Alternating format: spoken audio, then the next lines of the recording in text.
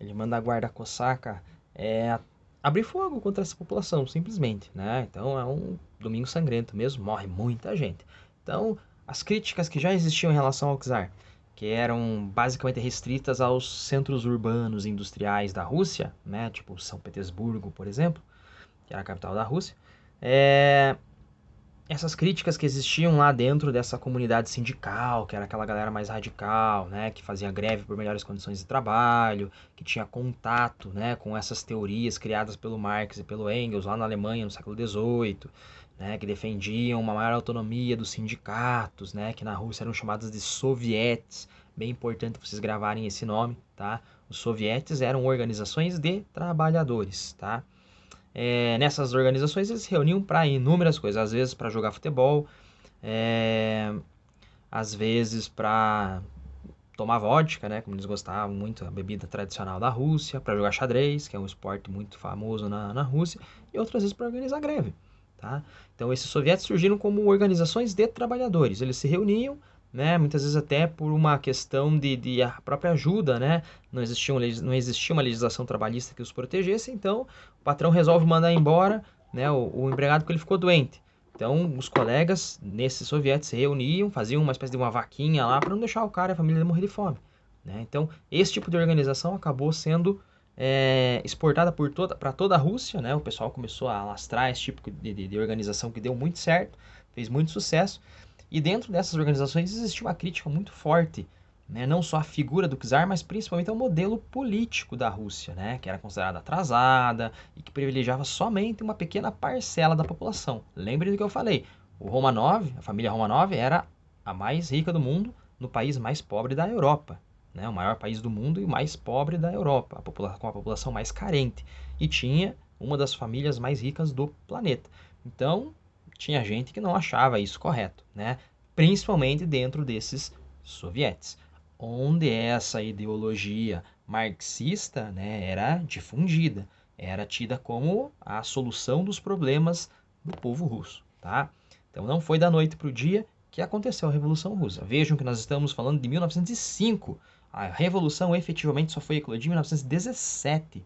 Né? Ela teve um tempo de incubação em que essas ideias foram se espalhando por todo o território russo, tá? O czar, né, apesar do Domingo Sangrento, tal, né, ou ele conseguiu reprimir muito do que o pessoal criticava, combatia da posição dele enquanto absolutista, né? E um novo conflito que vai começar em 1914, né, que vocês já estudaram, já fizeram prova sobre, que é a Primeira Guerra Mundial, né, a Rússia vai se envolver diretamente nesse conflito, tá? A Rússia vai se envolver diretamente nesse conflito por quê?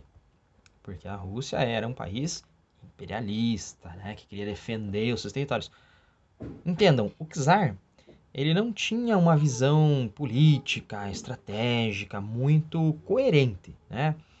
O czar, ele não conhecia basicamente o seu país, né? Ele tinha um país muito empobrecido, rural, que dependia do ponto de vista econômico e tecnológico de outros países, né? Que era o caso das fábricas, né? A Rússia não tinha fábricas nacionais, como era o caso da Inglaterra, da Alemanha, dos Estados Unidos, da França, né? Do próprio Japão, que ganhou deles. A Rússia precisava, então, de tecnologia vinda de fora para ter o seu parque industrial. E ainda assim, ele se achava no direito de ser imperialista, né? Vamos lembrar que era imperialista? Aqueles que queriam expandir seus territórios, né? Com que intenções eles queriam expandir seus territórios? Com a intenção de obtenção de lucro, matéria-prima, mercado consumidor, mão de obra barata, né? E o czar queria isso, tá? Ele queria fazer o que ele chamava, né, de pan-eslavismo, criar uma Rússia com todos os povos eslavos, né? Todos os povos que falavam uma língua parecida, uma grande Rússia, né? Um império russo que abrangesse todos esses povos, né? Que pegasse ali boa parte da Europa. Então, esse era o plano, assim, faraônico do czar. Ele não tinha condições para isso, né? Nem tecnológica, política, econômica, muito menos militar.